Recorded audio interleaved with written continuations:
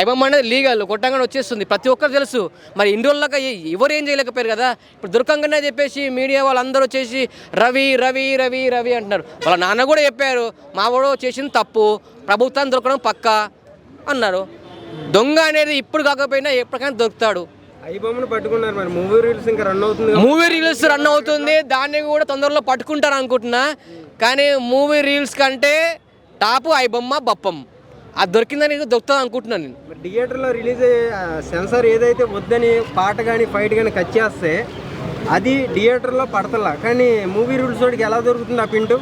ఎవరు సపోర్ట్ చేస్తున్నారు?